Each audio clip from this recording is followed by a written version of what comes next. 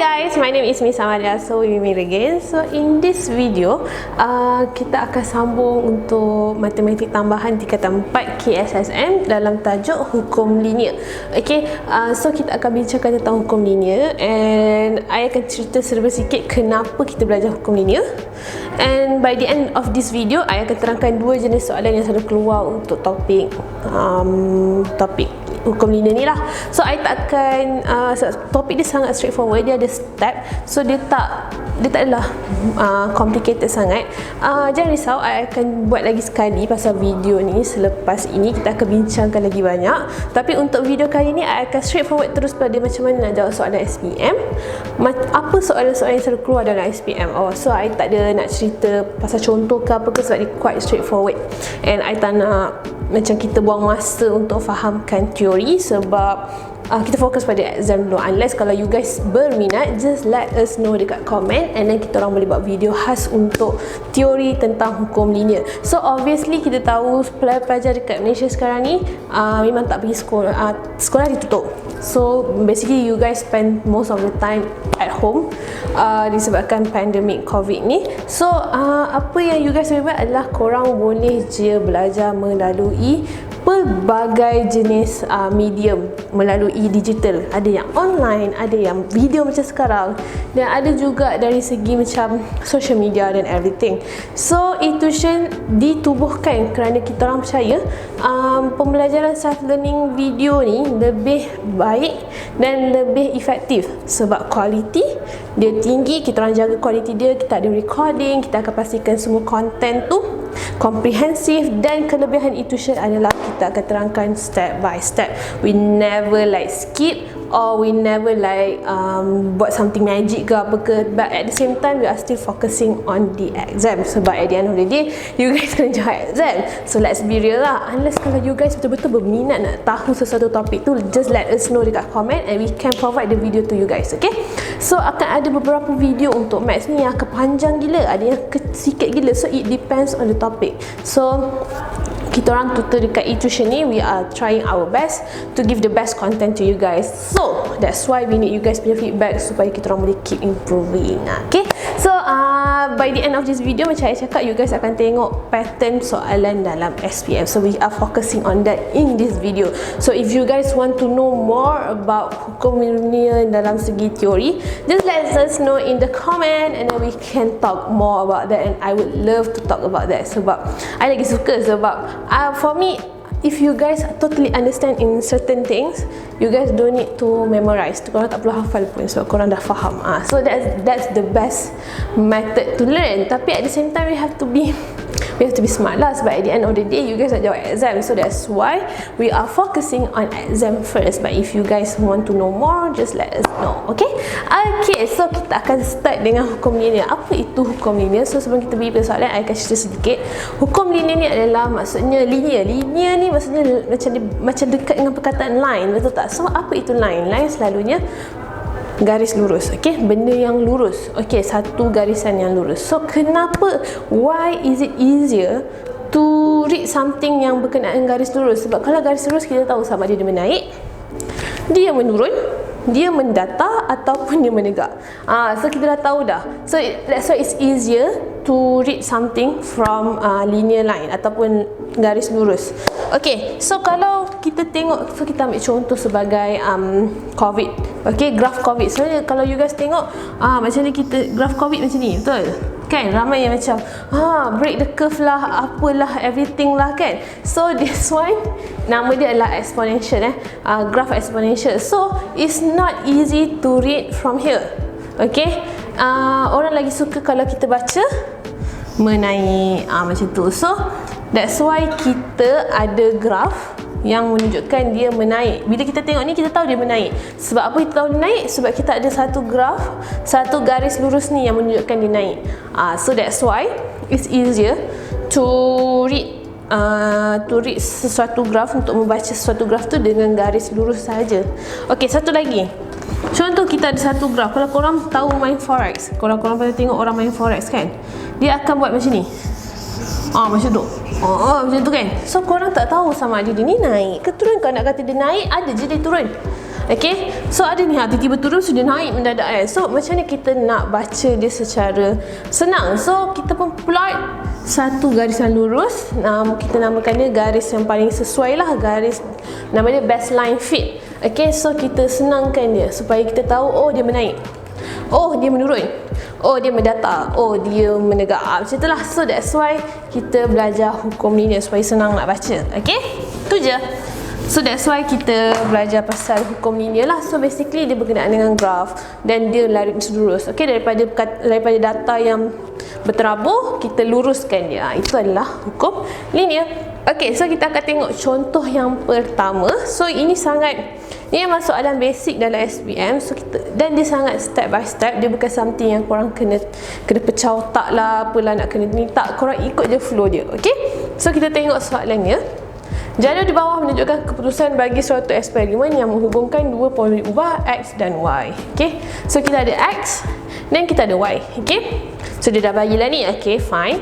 Diketahui bahawa X dan Y dihubungkan oleh persamaan Y sama dengan PXQ dengan P dan Q adalah pemalar. So semua orang dah tahu kalau kita bercakap tentang garis lurus mesti berkenaan dengan Y sama dengan MX tambah C. So, nak tahu sama ada dia garis lurus ke tak, dia mesti dalam bentuk ni. So, kita tengok dekat apa yang dia bagi kat sini. Ini apa yang dia bagi. So, kita kena tanya, adakah ini garis lurus? Obviously tak. Sebab, saya tulis bagi kat sini ya. Y sama dengan PXQ Sebab ini bukan dalam bentuk ni. Dah lah ada kuasa Q. Memang dah nampak sangat dia bukan garis lurus. So memang dah tahu ni bukan garis lurus. So apa yang kita kena buat adalah soalan A, tukarkan persamaan ini kepada bentuk linear. So kita nak jadikan dia bentuk linear. So kalau nak jadi bentuk linear, dia tak ada kuasa. Okay, so macam mana kita nak jadikan benda yang ada kuasa ni kat bawah, duduk sama tanah dengan dia? So cara dia mesti letak lock. So sekali lagi macam mana kita nak hilangkan kuasa bila kita nak semua orang ada kat tanah? Letak lock. Okay, so I letak lock dan sentiasa jadikan dia asas 10 lah. Okay, PXQ. Okay, so korang kena ingat hukum log. So sesiapa yang ambil matematik tambahan, korang memang kena selalu buat latihan log. Korang tak boleh rasa macam malas lah nak buat latihan log. Jangan risau, I akan buat video extra untuk you guys pasal log. Kita akan tengok dengan lebih lanjut lagi nanti. Tapi make sure korang faham dulu hukum log supaya korang tak pelik macam mana nak buat Okay, so apa yang korang kena buat is, kalau dalam hukum log, bila ada kuasa kat sini, kita boleh bawa dia ke depan. Okay,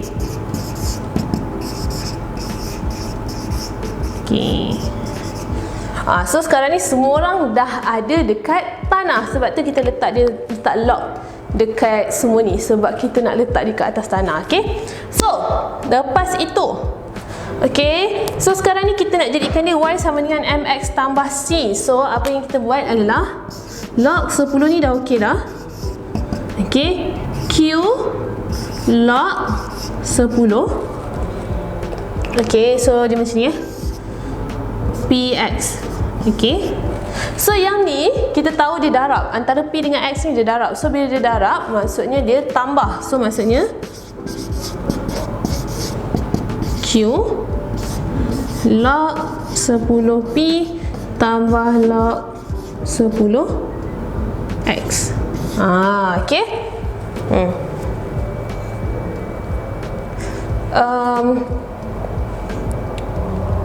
Okay, so salah. Okay, kita salah. Kita buat balik. I baru perasan. Okay, it's okay. Kita buat balik. So kita start balik. Start over again. So Q ni dia ada untuk X saja. So apa yang korang kena buat? Okay, log 10P tambah log 10XQ. Sebab Q ni ada kat X. So kita tahu P dengan X ni darab. Okay, so I terangkan sekali lagi, mungkin ada orang confused. So dia macam ni tau sebenarnya, darab, okay, X kuasa Q. Okay, so darab ni kita nak pisahkan, dia akan jadi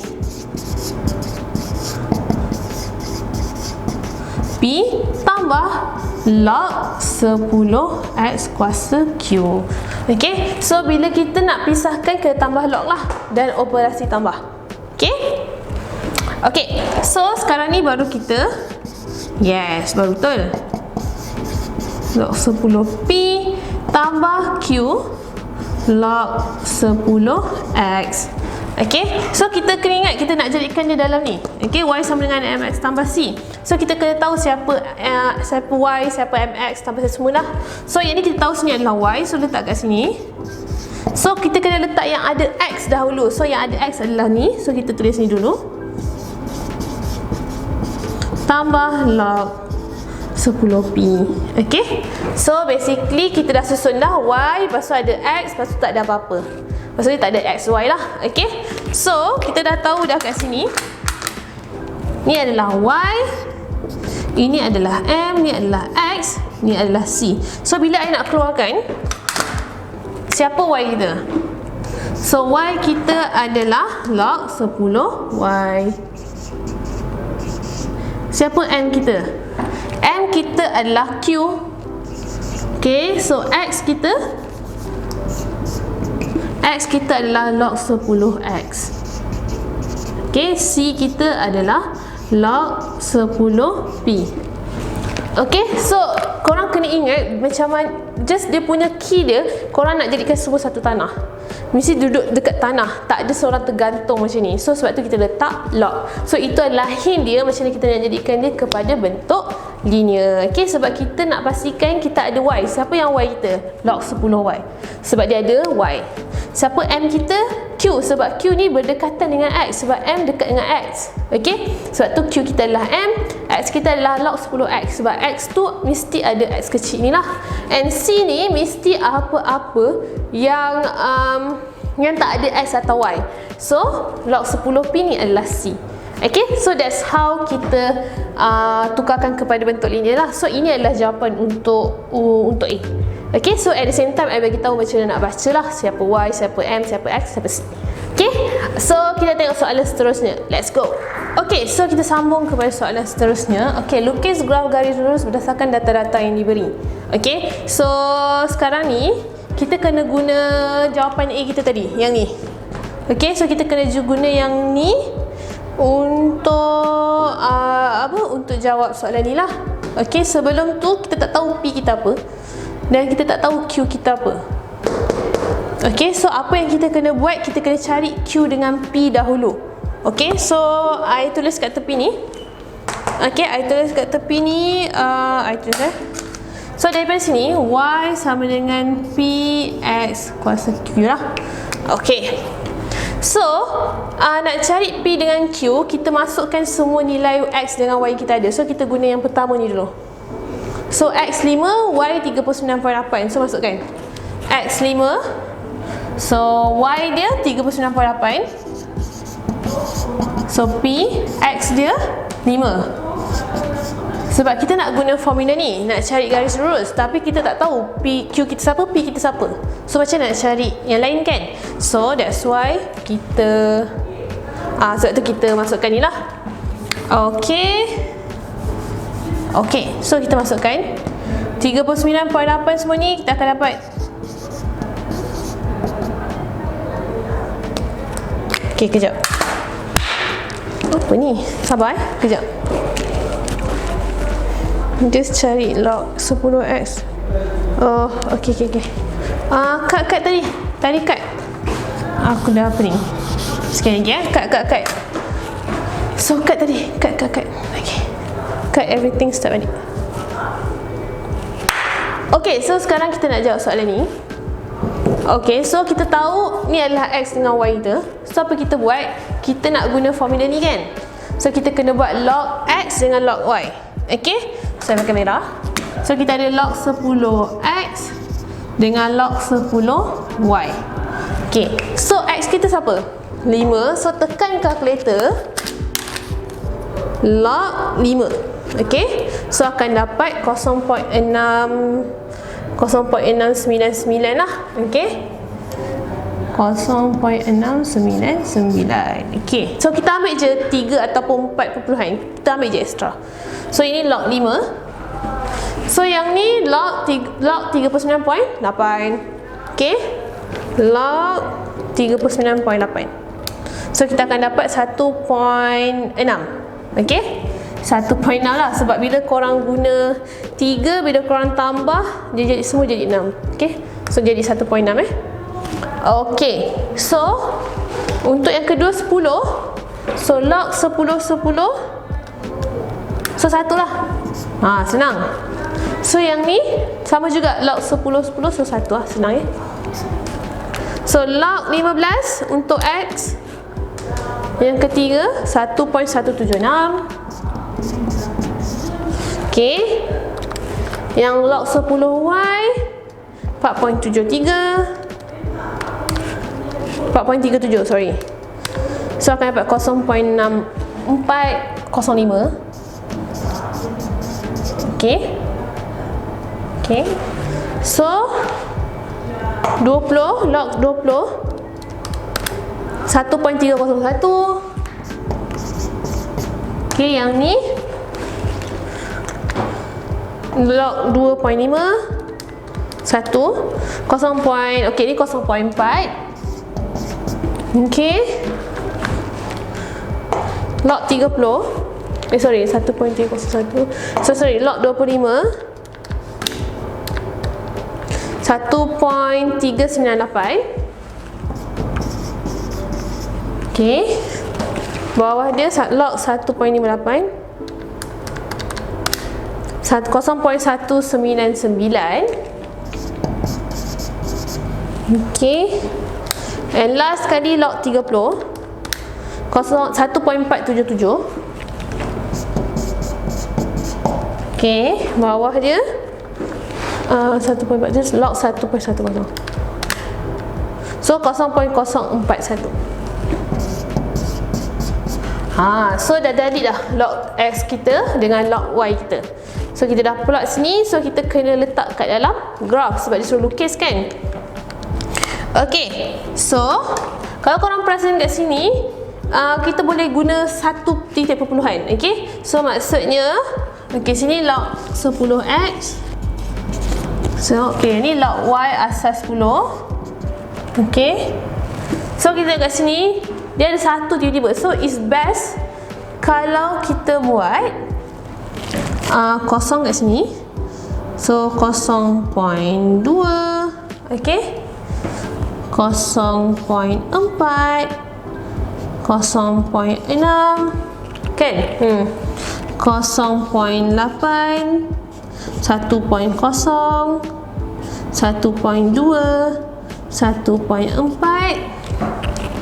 1.6. Okay, so it's easier lah kalau kita guna macam ni.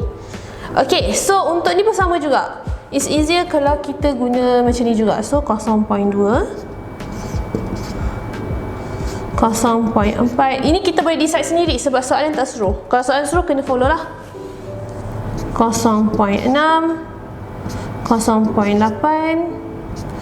1.0, 1.2, 1.4, 1.6, 1.8, 2.0. Okay, so kita buat je lah banyak. Okay, so sekarang ni kita tengok sini, yang ni kita akan ambil dia sebagai 0.7.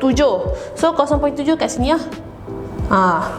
1.6 dekat sini. So kita gariskan. Okay, ni agak-agak je sebab saya pakai whiteboard. So cari kat mana titik dia. Kat sini. Okay, so 1 dengan 1. Okay, so kat sini. So sini lah.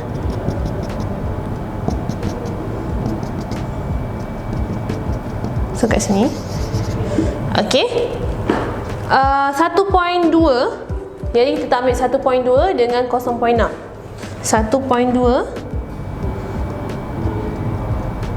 Sebab I guna macam ni, so korang boleh je, kalau korang guna kertas graf, korang boleh kecilkan lagi skala.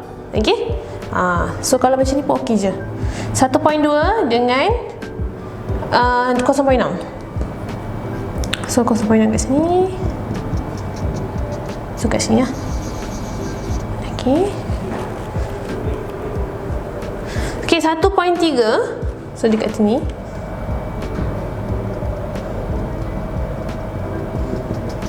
Okey, 0.4. Sini lah. Kat sini. So korang boleh je ikut sekali apa yang I buat. Okey. So yang ni 1.4. So kat sini 0.2.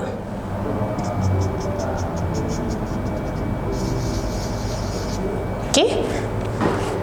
1.5. Okey, ini 1.5. So kat sini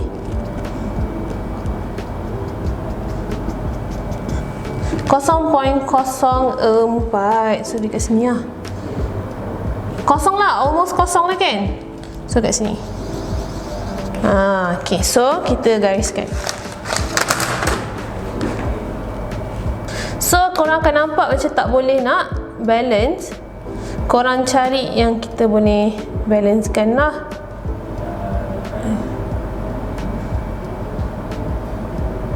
Macam ni.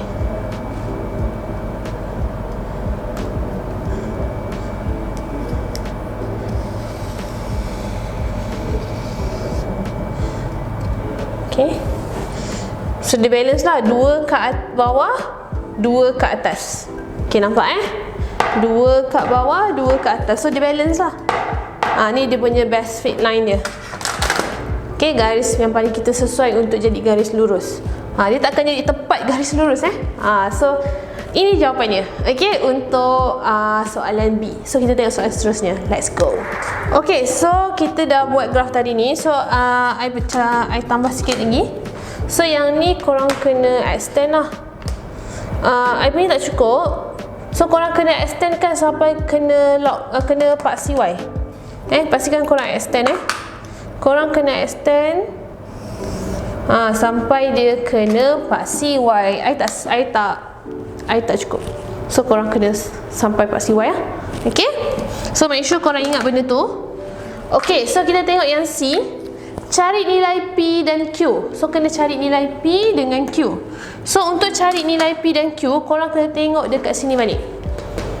Okay, so I tulis balik yang ni I tulis balik. So kita tahu log 10Y sama dengan Q log 10X tambah P. Log P, sorry.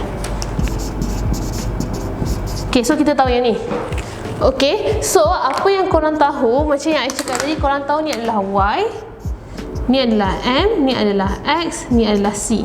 So M korang nak cari Q kan? So Q adalah M. So C adalah P. Okay, P adalah C lah, sorry. P pula adalah C. So korang kena tahu M ni apa?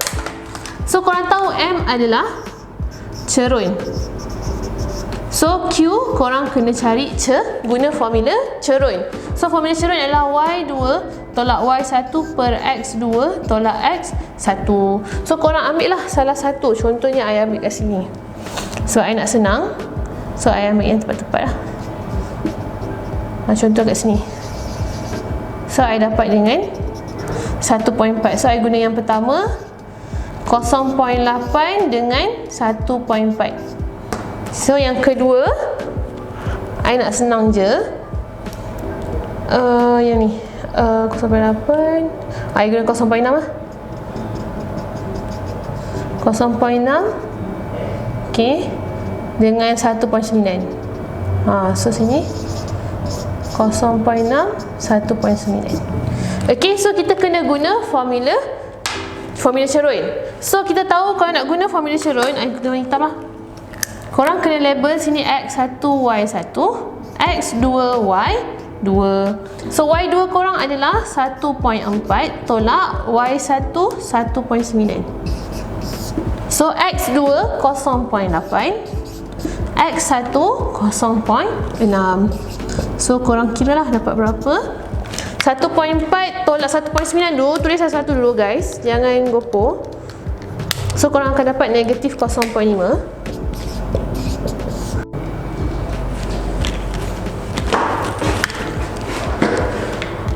so korang tahu korang punya Q adalah cerun. So guna formula cerun, korang dapat negatif 2.5.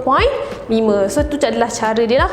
Okay, so kita tengok kepada C pula. C ni apa? C ni adalah pintasan Y. Okay, so kita tahu C adalah pintasan Y. So X sama dengan kosong. So X kita maksudnya kat sini paksi X ni dia kena kat kosong, dan kita cari kat mana dia kena. So kita kena tengok kat graf. Okay, kat mana dia punya ni. So air padam ni, supaya kita boleh nampak kat mana. Sebab tu bila kita lukis, kita kena lukis penuh sebenarnya. Tapi tadi air tak ada ruang. Sekejap air turn sebalik. So kita penuhkan sini. Yes, okay. So ni log 10Y. Okay. So kita kira kat sini. So agak-agak je lah. 2.2, 2.4, 2.6. So 2.8. So I cari dia 2.9 lah. Okay, so kat sini 2.9. So C dia, okay sorry ni salah. Bukan P, log 10. Okay. So sekali lagi, log P asas 10 sama dengan C. C adalah pintasan Y. Okay, so berdasarkan graf, kita dah nampak yang kena dekat pintasan Y ni adalah 2.9. So log 10P sama dengan 2.9. So kita nak P sahaja. So 10 kuasa 2.9. 10 ni pindah sana, dia akan jadi asas. So 10 kuasa 2.9. Okay. So korang tekan kalkulator. 10 kuasa 2.9, korang akan dapat 794.33. Okay. So itu adalah macam mana kita nak cari P lah. So Q quite simple sebab cerun, tapi P ni susah sikit sebab kita tahu keseluruhan ni adalah C. Okay, I terangkan sekali lagi. So C ni apa? Pintasan Y, dan kita tahu pintasan Y ni dia mesti kena kat paksi Y dan X dia kosong. So kita tengok kat mana. So kita kira dapat 2.9. So kita samakan dia. Tapi kita nak P saja. So kita kena gerakkan log asas 10 tu ke kanan. Bila log asas 10 tu pergi ke kanan, log hilang. So 10 jadi asas. Sebab tu 10 dekat asas. Okay, 10 kuasa 2.9. So dapat 794.33. Okay, so itu adalah soalan pertama. So I ingat sempat untuk soalan kedua, tapi rasanya tak sempat. Nanti korang barai. So kita akan sambung kepada soalan yang kedua selepas ini. So thank you so much guys for watching this video. Try to find this kind of question dalam past year. So insyaAllah korang boleh nampak. And jangan lupa untuk bagi komen dekat bawah kalau korang rasa korang perlukan lagi explanation on this specific question. Kita orang boleh bagi. And then jangan lupa subscribe our channel to get the latest update. Turn on the notifications supaya dapat the latest update on our videos. Sebab kita orang memang post videos And then kita orang perlukan korang punya komen supaya kita boleh improve in our content. And kalau korang ada apa-apa soalan, boleh je bagi tahu kita orang secara direct in every platform. Kita orang semua ada. Memang ada kat semua platform lah. And then jangan lupa layari our website, iaitu etuition.my. Kat situ lagi senang kalau korang nak cari subjek terus keluar, tak perlu nak search. Itu sahaja. Thank you so much guys for watching. See you guys in the next video. Untuk hukum linear juga, I akan terangkan contoh yang lain yang ada dalam SPM. So thank you so much guys. See you guys in the next video. Bye guys.